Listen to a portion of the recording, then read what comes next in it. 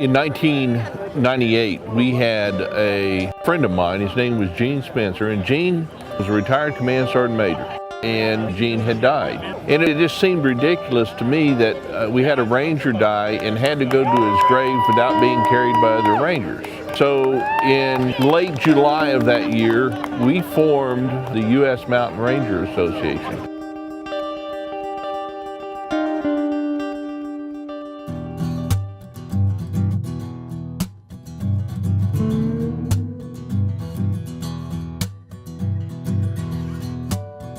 Look here. Wait. You're supposed to be ready to go when I'm ready to go. All right, go. I'm Ted Tilson, Ranger. I'm also the coffee cooker. This is Alan Vieira, another Ranger, close quarter combat.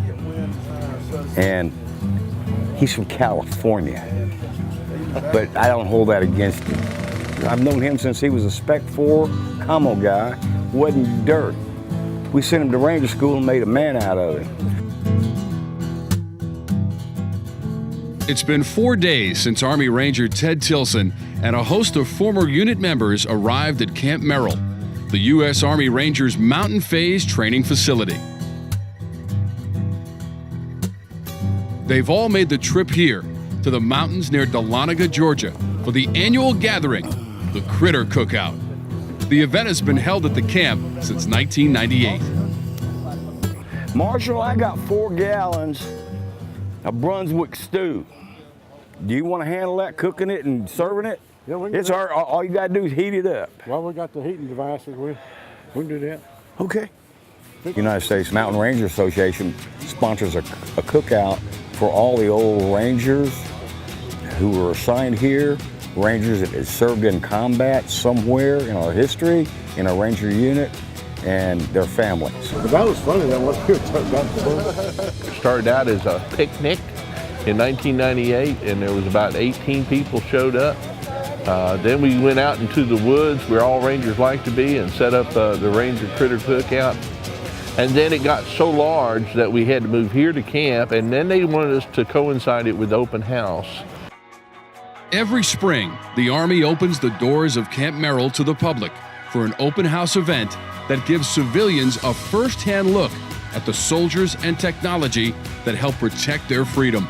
And Ranger Tilson gave us an all-access, behind-the-scenes tour of the facility. So what you see around here is the 5th Battalion, RTB. Their primary responsibility to train Ranger students in the 2nd phase of Ranger School right here. They invite everybody in, and they put on, and they practice quite extensively, various activities that Rangers or infantry, light infantry, will do in combat.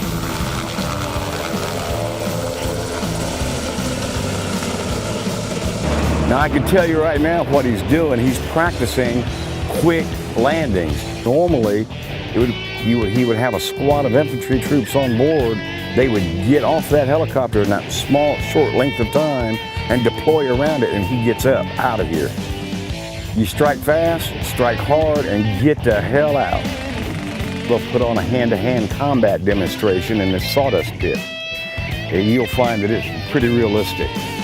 They will do an ambush, a vehicular ambush. We'll have skydivers. They call them the Silver Wings. They're based out of Fort Benning.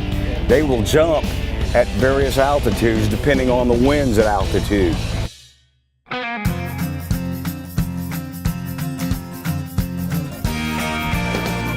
Static displays show you all the armaments, weapons, that have all of our special equipment, vehicles. Because we're a special ops unit, we teach a lot of special ops tactics, and we put that out for the public to see. The kids fire their weapons that are inherent to the infantry squad, and they just mill around.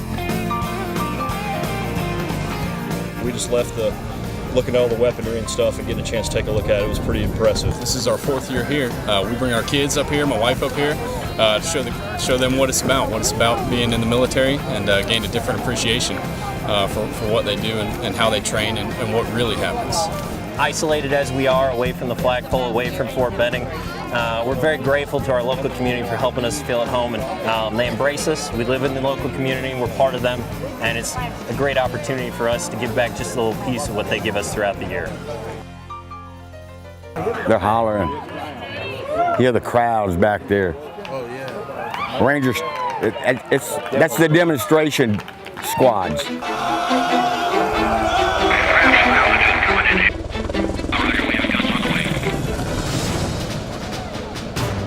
The crowd's adrenaline levels shifted into overdrive as the Silver Wings parachute team hit the landing zone. And minutes later, the Rangers arrived and the battle plan kicked into high gear. Oh, it's amazing. I mean, I'm just in awe of it, to be honest with you, man. These guys are awesome, so it's cool to see all their equipment, everything they do, so really neat. The Rangers' combat demonstrations felt like the real thing as the sound of machine guns and explosions rang out. They struck hard, fast, and vanished into thin air.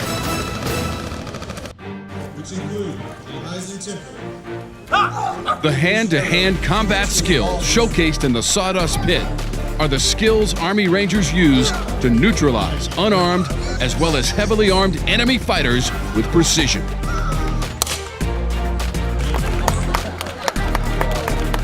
The mountaineering demonstration proved the Army Rangers can take the fight to the enemy no matter where they try to hide. And no matter where the Army Rangers go, they always travel in style.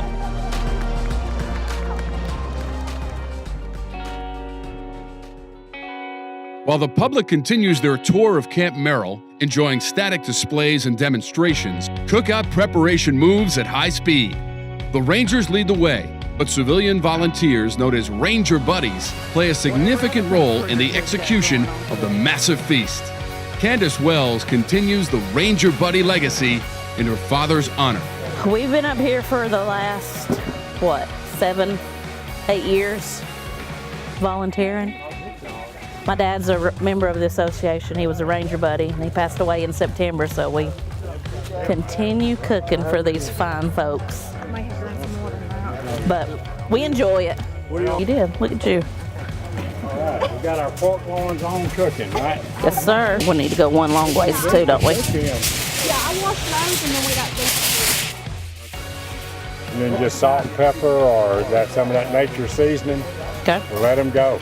We can do that. All righty. So we have a bunch of people that bring different types of meats and throw it on the smoker and enjoy these critters. Bison, elephant meat, armadillo, snake. Of course, we have the staples, hot dogs, hamburgers, wild boar. You name it, we'll find a way to cook it and serve it. We feed somewhere around 2,000 people. Everything is free here. We're gonna rub some water on it to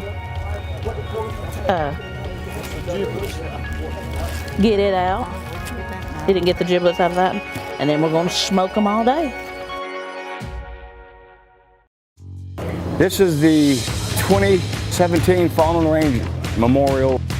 We can induct up to 6 per year, plus 2 civilians that we refer to as Ranger Buddies. We will read a quick bio of each Ranger that's being honored, and we try to have their family members here. In addition to that, we authorize 2 $1,000 scholarships for Ranger descendant, and they'll select the most deserving. And it's all through the Ranger heritage, and we'll present those people today with that scholarship. And then when all that's done, we'll go over and we'll start eating all the critters that we alluded to earlier, which is what the name of this is, the critter cookout. I ask the great Ranger in the sky to watch over my brothers, both active duty, past and present. Please guard us. Please give us the strength. Please watch over our families. We ask all this in your name. Amen. Amen. Let's go eat! In addition to the food, family time is a key ingredient in the Critter Cookout. And it's a way to get all of our brothers back here with us, mixed with the new Rangers, so that they can continue our legacy here. I'm sitting here now looking at a turtle shell. I don't know if that means they got turtle they're cooking or what, but it's going to be interesting. I don't eat armadillo salad or sweet and sour raccoon ribs or bear meat or wild turkey. The celebration caps the week of camaraderie shared between some of America's greatest heroes. And whether you eat critters or corn dogs, you'll leave Camp Merrill with a full stomach and lots of great memories. And that's basically us.